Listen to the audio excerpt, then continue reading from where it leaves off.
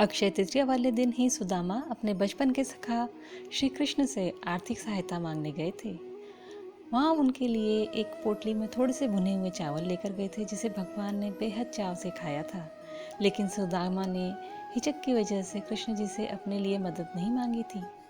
वह बिना कुछ मांगे ही उनसे विदा लेकर अपने घर लौट गए थे। लेकिन वापस पहुंचने पर सुदामा ने देखा कि उनके टूटे फूटे झोपड़े के स्थान पर एक भव्य महल खड़ा है और उनकी गरीब पत्नी और बच्चे अच्छे वस्त्रों में मिले थे। यह देखकर सुदामा समझ गए कि ये सब श्री कृष्ण की ही कृपा से हुआ है। यही वजह है कि अक्षय तृतीया पर आज भी साफ मन से दान और पूजा का महत्व गिना जाता है। साथ ही इसे धन संपत्ति के लाभ से भी जोड़ा जाता है।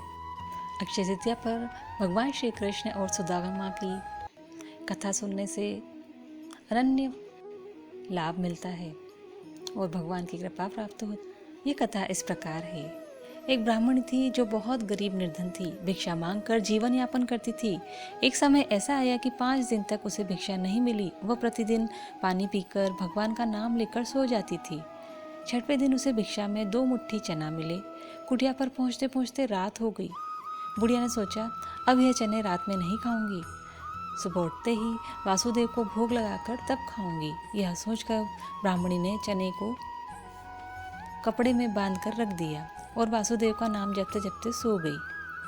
ब्राह्मणी के सोने के बाद कुछ चोर चोरी करने के लिए उसकी कुटिया में आ गए। इधर उधर बहुत ढूंढा। चोरों को वह चनों की बंधी पोटली मिल गई। चोरों ने समझा कि इसमें सोने के मोती हैं। इतने में ब्राह्मणी जाग गई और शोर मचाने लगी। गांव के सारे लोग चोरों को पकड़ने के लिए दौड़े। चोर वह पोटली लेकर भागे। पकड़े जाने के डर से सारे चोर सांदीपनी मुनि के आश्रम में छुप गए। आश्रम में भगवान श्री कृष्ण और सुदामा शिक्षा ग्रहण कर रहे थे। गुरु माता को लगा कि कोई आश्रम के अंदर आया है। गुरु माता देखने के लिए आगे बढ़ी। चोर डर गए और आश्रम से भागे। भागते समय चोरों से वह पोटली वहीं छूट गई। इधर भूख से व्याकुल ब्राह्मणी ने जब जाना कि उसकी चने की पोटली चोर उठाकर ले गए हैं, तो ब्राह्मणी ने श्राप दे दिया कि मुझ दीनहीन असहाय के जो भी चने खाएगा वह दरिद्र हो जाएगा। उधर प्रातःकाल गुरु माता आश्रम में झाड़ू लगाने लगी। झाड़ू लगाते समय गुरु माता को वही चने की पोटली मिली। गुरु माता ने खोलकर देखी तो उसमें चने थे। कान्हा और सुदामा जंगल में लकड़ी लेने जा रहे थे। गुरु माता ने वह चने की पोटली सुदामा को दे दी और कहा, बेटा, जब वन में भूख लगे तो दोनों लोग यह चने खा लेना। सुदामा जी जन्मजात ही ब्रह्मज्ञानी थे। उन्हें ज्ञात हो गया कि यह शापित चने हैं, इन्हें कान्हा को किसी सूरत में नहीं खाने देना चाहिए। सुदामा ने सोचा कि चने अगर मैंने त्रिभुवनपति श्री कृष्ण को खिला दिए तो सारी सृष्टि दरिद्र हो जाएगी और मैं यह चने स्वयं खा जाऊंगा, लेकिन कृष्ण को नहीं खाने दूंगा।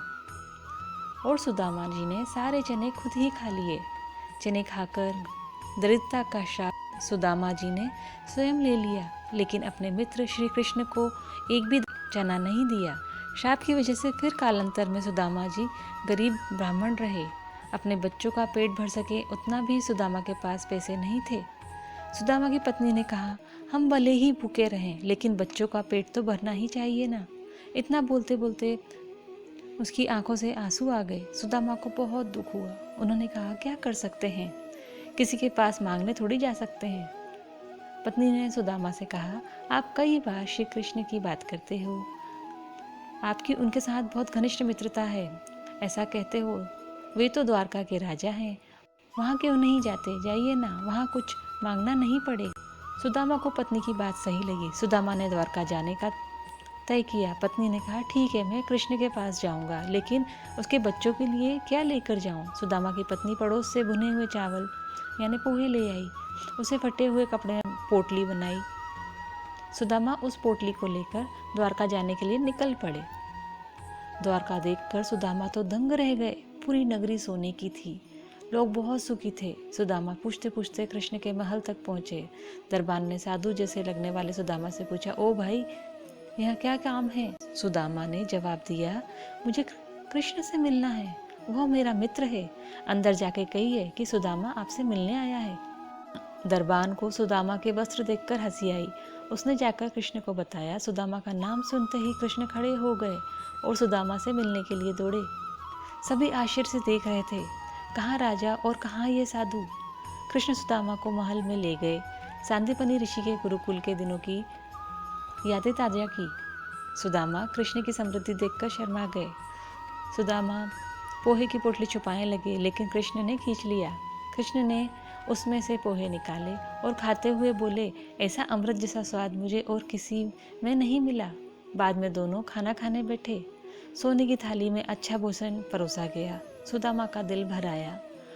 उन्हें याद आया कि घर पर बच्चों को पूरा पेट भर खाना भी नहीं मिलता है। सुदामा वहाँ 2 दिन रहे। वे कृष्ण के पास कुछ मांग नहीं सके। तीसरे दिन वापस घर जाने के लिए निकले। कृष्ण सुदामा के गले लगे और थोड़ी दूर तक छोड़ने गए। घर जाते हुए सुदामा को विचार आया, घर पर पत्नी पूछेगी क्या लाए तो क्या जवाब दूंगा। सुदामा घर पहुँचे। वहाँ उन्हें अपनी झोपड़ी नजर ही नहीं आई। उतने में ही एक सुंदर घर में से उनकी पत्नी बाहर आई। उसने सुंदर कपड़े पहने थे। पत्नी ने सुदामा से कहा, देखा कृष्ण का प्रताप, हमारी गरीबी चली गई। कृष्ण ने हमारे सारे दुख दूर कर दिए। सुदामा को कृष्ण का प्रेम याद आया। उनकी आंखों में खुशी के आंसू आ गए। वह दिन अक्षय तृतीया का था। तब से प्रति अक्षय तृतीया पर श्री कृष्ण सुदामा की यह कथा सुनाई जाती है। जय श्री कृष्ण।